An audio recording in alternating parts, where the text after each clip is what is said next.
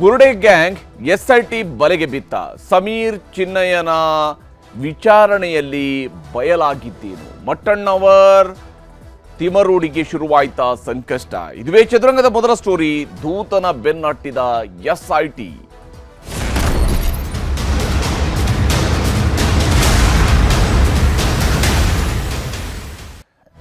ತನ್ನ ಯೂಟ್ಯೂಬ್ ಚಾನೆಲ್ನ ಮೂಲಕವಾಗಿ ಮೊದಲು ಸೌಜನ್ಯ ಪ್ರಕರಣದ ಬಗ್ಗೆ ಒಂದು ವಿಡಿಯೋ ಮಾಡಿ ಅದರಿಂದಾಗಿ ಬಹಳ ದೊಡ್ಡ ವೈರಲ್ ಆದಂತಹ ವ್ಯಕ್ತಿ ಸಮೀರ್ ಎಂಟಿ.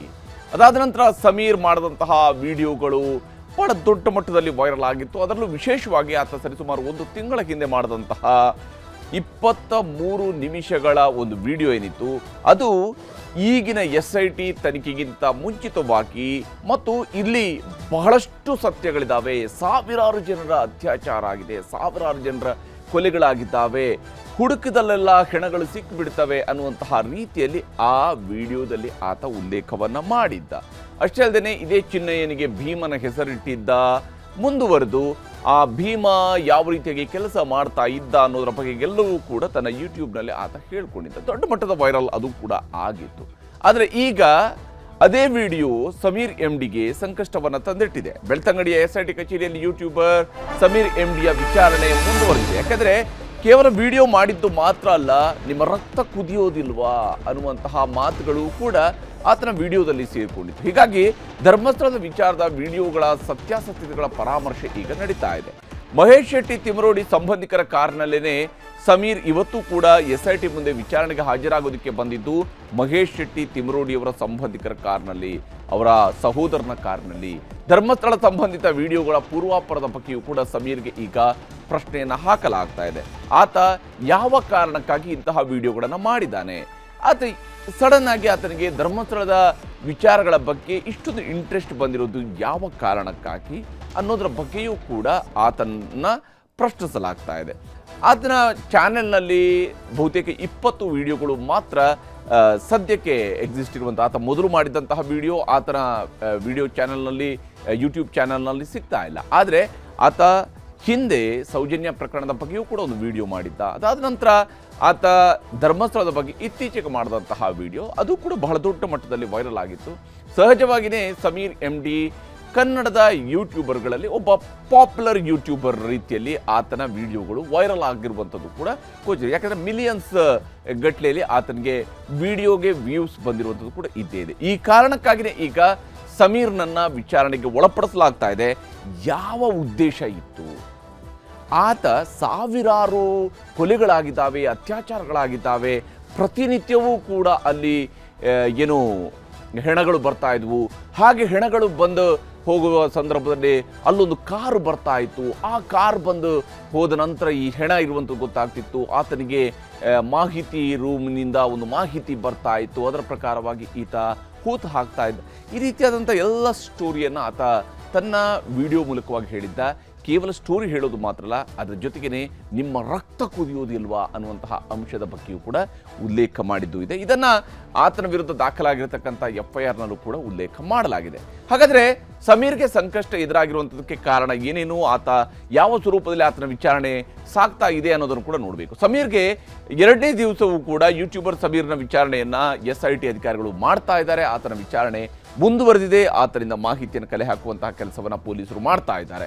ವಿಶೇಷವಾಗಿ ಮಹೇಶ್ ಶೆಟ್ಟಿ ತಿಮರೋಡಿಯ ಕುಟುಂಬಕ್ಕೆ ಸೇರಿದಂತಹ ಕಾರ್ನಲ್ಲೇ ಆತ ಇವತ್ತು ಕೂಡ ವಿಚಾರಣೆಗೆ ಆಗಮಿಸಿರುವಂಥದ್ದು. ಆತ ಬರ್ತಾ ಇರುವಂಥದ್ದು ಮಹೇಶ್ ಶೆಟ್ಟಿ ತಿಮರೋಡಿಯವರ ಸಂಬಂಧಿಕರ ಕಾರ್ನಲ್ಲಿ. ಹಾಗಾದರೆ ತಿಮರೋಡಿಯವರ ಸಹೋದರ ಮೋಹನ್ ಕುಮಾರ್ ಶೆಟ್ಟಿಗೆ ಸೇರಿದಂತಹ ಕಾರ್ನಲ್ಲಿ ಆತ ಇವತ್ತು ಕೂಡ ಬಂದಿದ್ದಾನೆ. ಆ ಮೂಲಕ ಮಹೇಶ್ ಶೆಟ್ಟಿ ತಿಮರೋಡಿ ಜೊತೆಗೆ ಸಮೀರ್ MD ಕೂಡ ಗುರುತಿಸಿಕೊಂಡಿರುವುದು ಸ್ಪಷ್ಟ ಇದೆ. ಆ ತಂಡದಲ್ಲಿ ಆತನೂ ಕೂಡ ಒಬ್ಬನೇನೋ ಅನ್ನುವಂಥ ರೀತಿಯಲ್ಲಿದೆ. AI ವಿಡಿಯೋ ಬಳಸಿ ಧರ್ಮಸ್ಥಳದ ಬಗ್ಗೆ ನಿಂದನೆಯ ಆರೋಪದ ಬಗ್ಗೆಯೂ ಕೂಡ ವಿಚಾರಣೆ ನಡೆಸಲಾಗ್ತದೆ. ಯಾಕಂದರೆ ಆತ ತನ್ನ ಏನು ವಿಡಿಯೋಗಳಲ್ಲಿ ಉಲ್ಲೇಖ ಮಾಡಿರ್ತಕ್ಕಂಥ ಹೆಸರುಗಳು, ಆತ ಮಾಡಿರ್ತಕ್ಕಂಥ ವಿಡಿಯೋ, ಅದಕ್ಕಾಗಿ ಆತ ಬಳಕೆ ಮಾಡಿರುವಂತಹ AI ಇವೆಲ್ಲವೂ ಕೂಡ ಇಲ್ಲಿ ಗಮನಾರ್ಹವಾಗಿದೆ.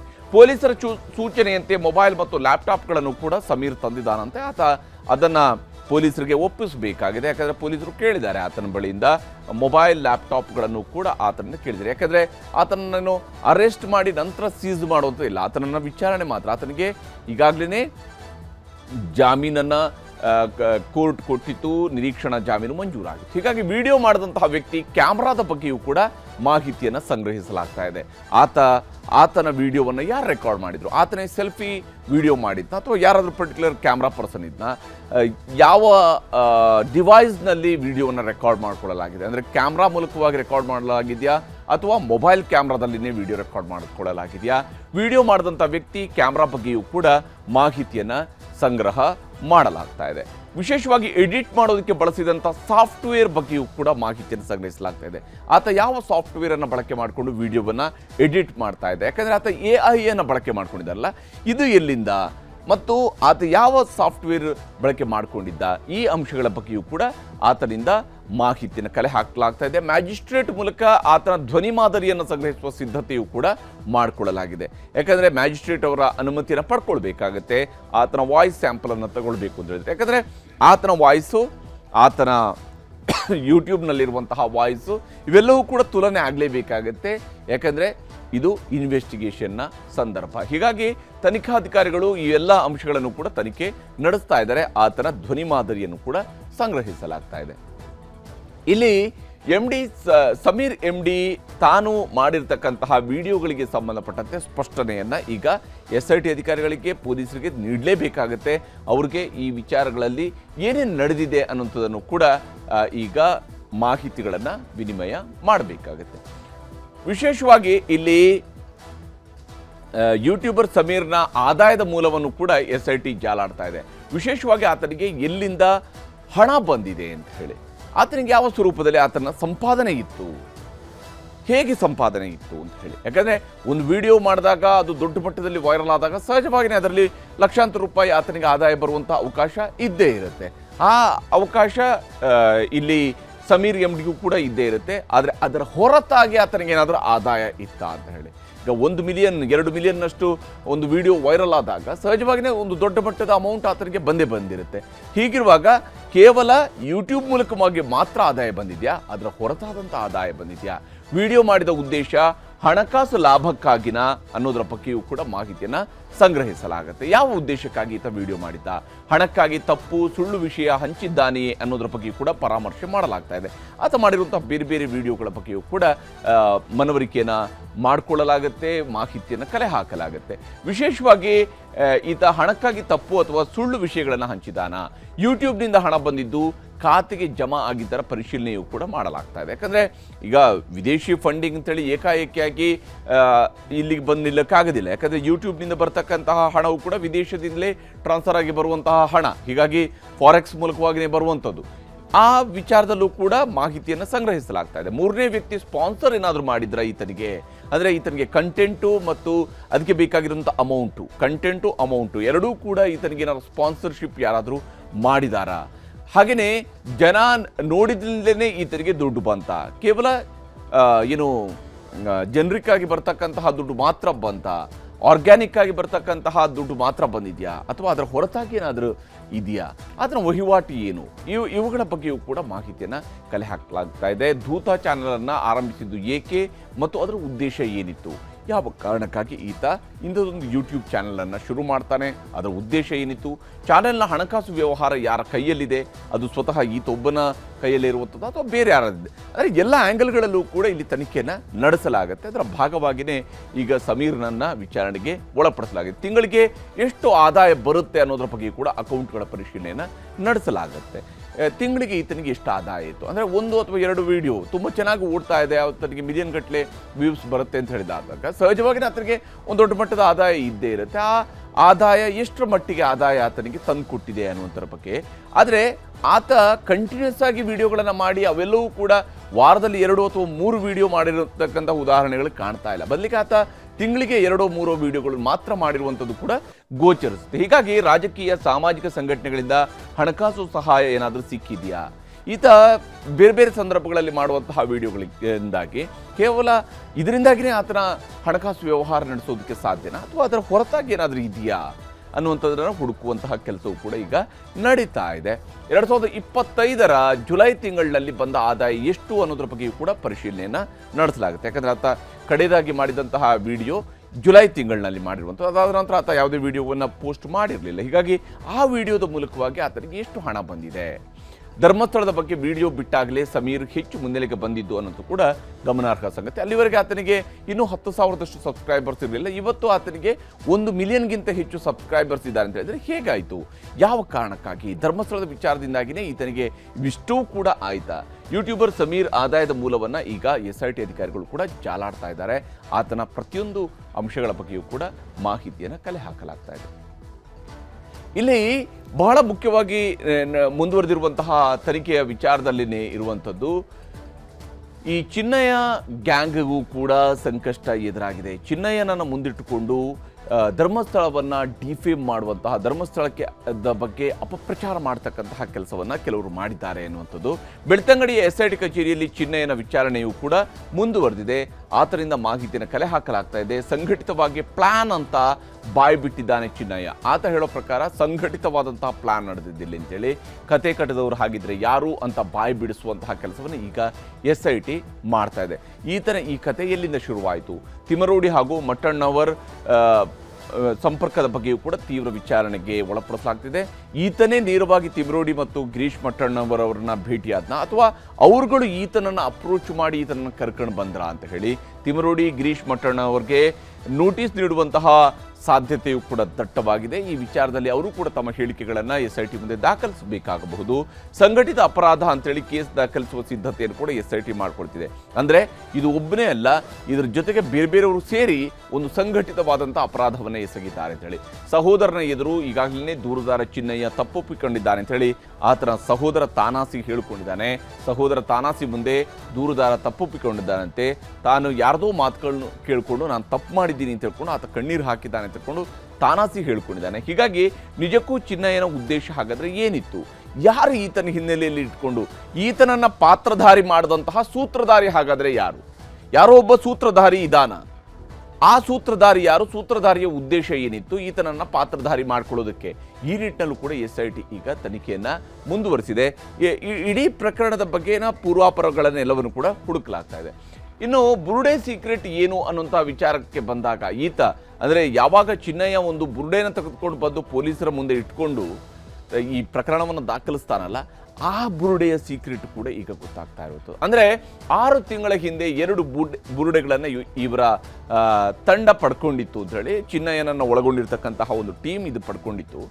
ಮಹಿಳೆಯ ಬುರುಡೆ ಅಂತೇಳಿ ಇವರಿಗೆ ಒಬ್ಬ ಬುರುಡೆ ಡೀಲರ್ ಇದನ್ನು ಕೊಟ್ಟಿದ್ದಾನೆ ಅನ್ನುವಂತಹ ಮಾಹಿತಿಗೆ ಲಭ್ಯವಾಗ್ತಾ ಇರುವಂಥದ್ದು. ಅಂದರೆ ಬುರುಡೆಯನ್ನು ತಂದುಕೊಟ್ಟಿರ್ತಕ್ಕಂತಹ ಓರ್ವ ಡೀಲರ್ ಇವರಿಗೆ ಇದು ಮಹಿಳೆಯ ಬುರುಡೆ ಅಂತೇಳಿ ನಂಬಿಸಿದ್ದಾನೆ ಅಂತೇಳಿ. ಆದರೆ ಡೀಲರ್ ಕೊಟ್ಟಿದ್ದಂಥದ್ದು ಪುರುಷನ ಬುರುಡೆ ಆಗಿತ್ತು, ಒಬ್ಬ ಪುರುಷ ವ್ಯಕ್ತಿಯ ತಲೆ ಬುರುಡೆ ಆಗಿತ್ತು. ಹೀಗಾಗಿ ಈ ಬುರುಡೆ ಸಮೇತ ಮಾಸ್ಕ್ ಮ್ಯಾನ್ ದೂರನ್ನು ಕೊಡ್ತಾನೆ, ನೋಡಿ ನಾನೊಂದು ಬುರುಡೆನ ತಂದಿಟ್ಟಿದ್ದೀನಿ, ಇದೇ ರೀತಿಯಾದಂಥ ಸಾವಿರಾರು ಬುರುಡೆಗಳಲ್ಲಿದ್ದಾವೆ, ಅವುಗಳನ್ನು ಬೇಕಾದ್ರೆ ನಾನು ಹುಡುಕಿ ಕೊಡೋದಕ್ಕೆ ಸಿದ್ಧನಿದ್ದೇನೆ ಅಂತ ಹೇಳಿ ಈತ ಬುರುಡೆ ಬಿಟ್ಟಿದ್ದ. ಆದರೆ ಮಹಿಳೆಯ ಬುರುಡೆ ನಾನೇ ಹೂತಿದ್ದೆ ಅಂತ ಕೂಡ ಈತ ಹೇಳ್ಕೊಂಡಿದ್ದ. ಇದು ಮಹಿಳೆಯ ಬುರುಡೆ, ಇದು ನಾನೇ ಹೂತಿದ್ದೆ, ಹಾಗಾಗಿ ನಾನೇ ಇದನ್ನು ಕೆದಕಿ ತಗೊಂಡು ಬಂದಿದ್ದೀನಿ, ಇಂತಹ ನೂರಾರಲ್ಲ ಸಾವಿರಾರು ಬುರುಡೆಗಳಲ್ಲಿದ್ದಾವೆ ಅಂಥೇಳಿ ಈ ಚಿನ್ನಯ್ಯ ಹೇಳ್ಕೊಂಡಿದ್ದ.